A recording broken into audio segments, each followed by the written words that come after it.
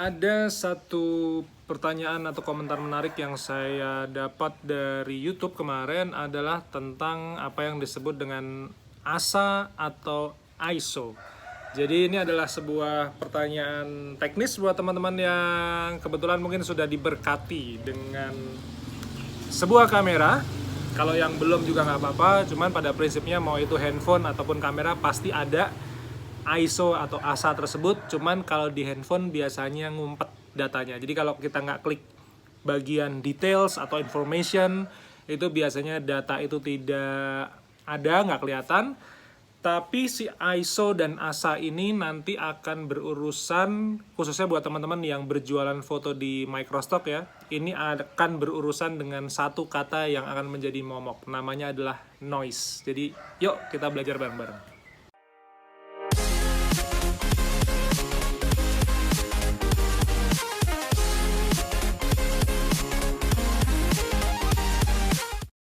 Selamat siang dari kota Jogja, teman-teman semua. Nama saya Bima Aditya. Terima kasih sekali sudah datang ke channel YouTube saya. Terima kasih sekali sudah memberikan support dengan klik subscribe dan kemudian memberikan pertanyaan-pertanyaan yang menarik sehingga saya bisa share tentang dunia fotografi melalui channel YouTube ini. Jadi kemarin saya ditanyakan tentang, Mas, apakah itu ISO, tulisannya ISO ya, atau ASA? ASA itu apa? Jadi hari ini saya akan sharingin dan tunjukkan hasilnya, perbedaan ISO itu jadinya seperti apa dan dampaknya seperti apa. Karena seperti tadi di depan saya bilang bahwa ini akan ada urusan dengan satu kata momok di dalam dunia microstock, artinya sebuah penolakan yang namanya adalah noise. Jadi sekarang sebenarnya ASA dan ISO itu sama. Nah, itu dulu yang dipahami. Cuma bedanya area geografisnya saja. Jadi ASA itu adalah American Standard Association. Jadi kurang lebih begitulah. Nanti kalaupun salah teman-teman bisa cek di Google ya. ISO mungkin apa ya? International mungkin ya. Saya juga nggak cari ya. Cuman kurang lebih begitu. Tapi pemahamannya di dunia fotografi yang namanya ISO atau ASA ini itu adalah sebuah kepekaan si kamera kita untuk menangkap cahaya. Kalau saya bicara sejarah fotografi 15 tahun yang lalu, di saat saya memulai memotret ya, mungkin 2003 ya. 2003 berarti 20 tahun yang lalu. Itu saya masih menggunakan kamera roll film 35 mili, di mana roll film itu ada biasanya kalau saya beli ditanyain, saya kan mau beli film nih, itu ditanyain mau ISO, mau ASA 100, 200, 400, 800, 1600 atau 6400. Itu selalu ditanyain sama si pemilik tokonya. Cuman sekarang kita di dunia fotografi digital itu yang namanya ISO atau ASA itu sudah ada di dalam kamera kita. Jadi ini kalau nanti abis ini saya flip sih kameranya, jadi teman-teman bisa lihat ya. Tapi intinya ISO itu sekarang kalau di sini ada auto, ada 100, 200, 300 sampai kamera saya ini bisa sampai ISO berapa nih? 1600, 3200, 6400. 6400. Jadi kepekaan terhadap cahayanya udah bisa disetel lewat si kamera saya ini.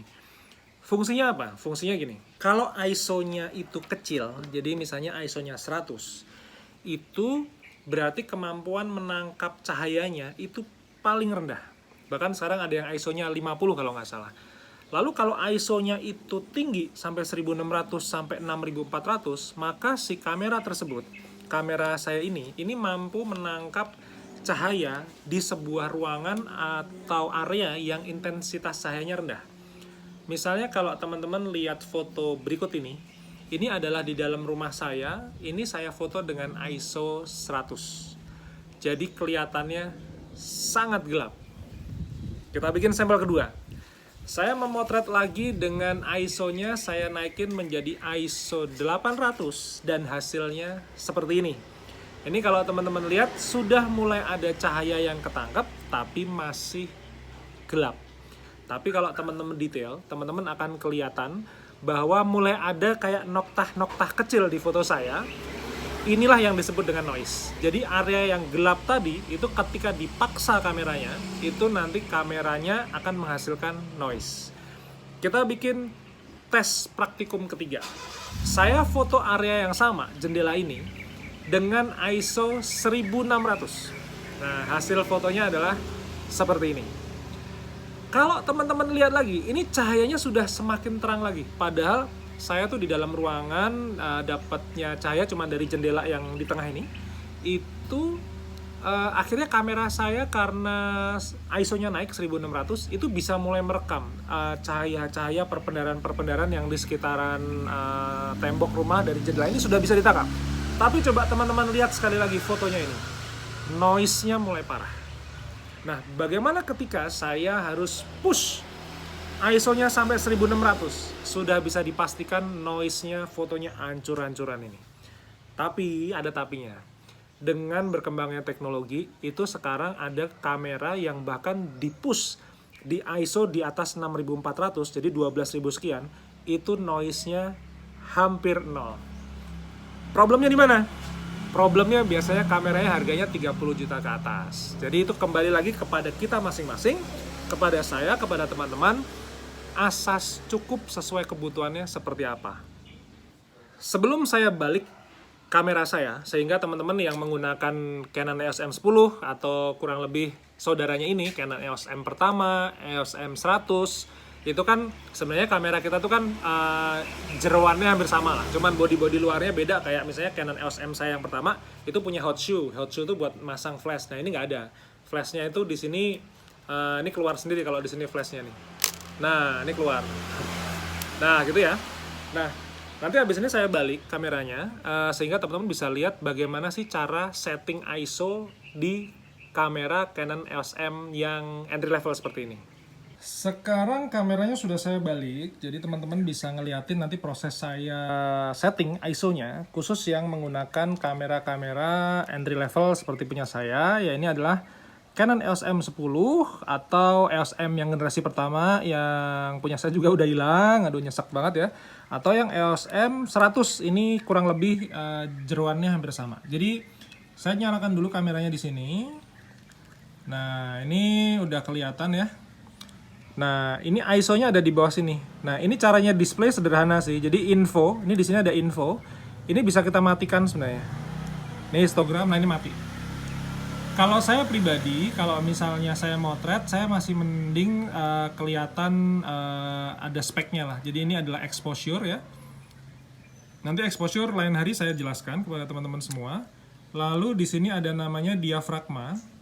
Diafragmanya bisa 3,5. Kalau ini lensa kit saya 18 sampai 55 ya. Ini bisa 35, 3,5 ya, sampai 22. Nah, ini bisa nih. Oke, ini diafragmanya kita lupakan dulu, kita set aja di 3,5. Nah, ini ISO. Klik. Kalau auto, maka dia akan menyesuaikan. Tapi kalau ini saya set di 100, nah ini teman-teman lihat ya. Ini dengan cahaya, kurang lebih saya ada di carport, seperti ini ya. Ini langsung langit. Udah. Jadi sekitaran sini juga carport, jadi teman-teman kurang lebih bisa memahami lah ya intensitas saya seperti apa. Ini di depan ada mobil saya, kita akan coba, ini saya coba flip gini biar teman-teman bisa lihat nyaman ya. Ini ISO 100, kemudian ini saya naikin 200, 400, teman-teman bisa lihat perubahannya ya, dia akan semakin terang semakin terang. Nah, kalau di intensitas cahaya seperti tadi siang hari, itu sebenarnya kita 100 aja cukup. Nah, sekarang saya akan foto mobil saya. Ini kita atur.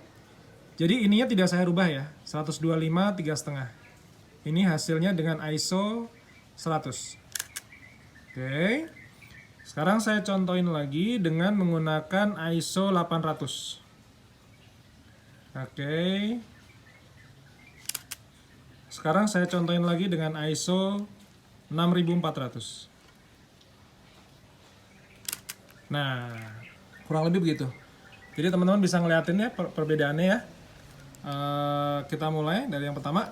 Ini adalah ISO 100 ya, kelihatan ISO 100.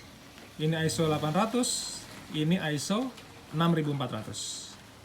Sekarang teman-teman pasti udah mulai lebih paham ya tentang ISO itu seperti apa. Nah, ini sekarang saya mau coba. Saya barusan memotret mobil saya, angle-nya sama, saya dari sini memotret mobil saya. Ini dengan dua foto yang berbeda.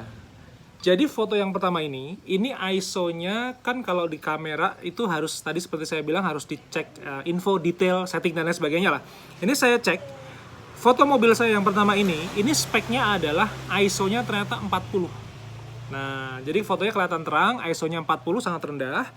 Tapi shutter speed-nya teman-teman perlu cek nih, sampai 1/30. Jadi dia sangat, sangat pelan. Kemudian kalau 1/30 nih kalau pakai kamera, ini udah pasti goyang. Maka saya tidak akan memotret untuk jualan Shutterstock dengan spek sampai exposure 1/30. Ini biasanya nanti akan dikasih info atau penolakan blur. Saya mengambil foto yang kedua, fotonya seperti ini. Itu ternyata ISO-nya lebih rendah lagi, jadi hanya 20 atau 25 kurang lebih itu. Tapi exposure-nya atau kecepatan rana kameranya bukanya ini, si handphone ini 1/120. Nah, ini yang pas. Kalau teman-teman lihat kan pasti kan foto yang pertama sama foto yang kedua kan ngelihatnya foto nyaman yang kedua. Nah, kalau saya yakin ya, ini foto yang pertama yang kelihatan terang ini kan exposure-nya 1/30 nih. 1/30 ya. Itu biasanya saya akan ditolak karena dua.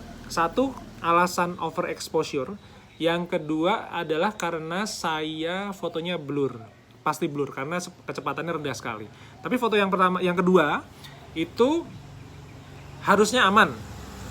Karena ISO-nya di 1/25 yang mana itu sangat noise-nya sangat rendah. Kemudian exposure-nya tadi 1/120 bagus. Jadi insya Allah diterima. Cuman perkara komposisinya saya nggak tahu ya. Kadang-kadang kan kita juga ditolak karena faktor komposisi. Jadi kurang lebih seperti itu. Oke, jadi hal-hal teknis seperti ini nanti saya akan bahas di online workshop saya tanggal 5-6 Agustus. Ini teman-teman yang belum gabung silakan gabung. Karena ini workshopnya 2 hari secara online. Jadi masing-masing tuh 2 jam. Hari pertama akan tentang overview tentang microstock. Tapi yang hari kedua, ini saya akan live shooting. Jadi saya akan memotret, saya akan setting kamera saya langsung di studio. Nanti teman-teman bisa ngeliatin spek kameranya seperti apa, bagaimana cara saya settingnya, itu semua technical. Jadi saya harap nanti teman-teman yang sudah gabung di acara online training saya ini, itu teman-teman akan dapat 2 hal. Satu, pemikirannya, jadi mindsetnya tentang bisnis microstocknya. Lalu yang kedua tentang teknis motretnya seperti apa. Jadi ini akan jadi, insya Allah akan jadi satu workshop yang komprehensif buat teman-teman semua. Maka buat yang belum gabung, silakan gabung. Nanti link pendaftarannya saya taruh di bawah ya. Jadi kurang lebih begitu. Nah, kita ISO itu fungsinya seperti itu. Jadi sekali lagi ISO adalah gampangnya adalah kemampuan sebuah devices, yang devices-nya itu bisa handphone, bisa DSLR, bisa mirrorless, untuk menangkap cahaya. Kalau cahayanya terang, pastikan teman-teman menggunakan ISO 100. Maka ketika saya kemarin motret di titik 0 Jogja, itu kan saya motret Bank BNI, itu 3 hari laku tuh. Itu ISO-nya saya taruh di 100 karena intensitas cahayanya aja sangat terang, bahkan mata saya yang silinder ini bisa langsung silau, sakit ya, saking silaunya. Itu 100 aja cukup. Lalu saya pastikan saya kepengen membuat foto yang semuanya tajam. Maka kita akan bahas nanti di video berikutnya tentang diafragma, sehingga teman-teman bisa memahami yang namanya, kita menyebutnya dengan segitiga exposure. Jadi segitiga exposure itu terdiri dari 3. Yang pertama adalah exposure atau penentuan shutter speed-nya. Ini 1/60, 1/30, 1/120 dan lain sebagainya, fungsinya apa. Lalu yang kedua adalah ISO. ISO-nya mau dibutuhkan untuk berapa. Yang ketiga adalah diafragma. Jadi kita tuh kalau memotret baik dengan kamera maupun dengan handphone, sebenarnya kita harus memahami segitiga exposure itu, sehingga teman-teman nanti paham. Kenapa ya foto saya kok siang hari tapi ditolak karena blur, padahal tajam loh. Oh, jangan-jangan teman-teman salah neken autofokusnya, sehingga si kamera yang auto, si handphone yang auto ini itu mendeteksi kayak saya tadi tuh. Foto yang pertama terlalu terang, foto yang kedua pas, padahal objeknya, jaraknya semuanya sama. Nah, nanti kita akan belajar lebih lanjut di online fotografi training saya, Shutterstock training saya. Itu tanggal 5-6 Agustus, jadi silakan teman-teman yang belum gabung, silakan gabung. Teman-teman yang kemudian berhalangan, insya Allah akan saya sediakan rekamannya, jadi teman-teman tetap bisa dapetin informasinya.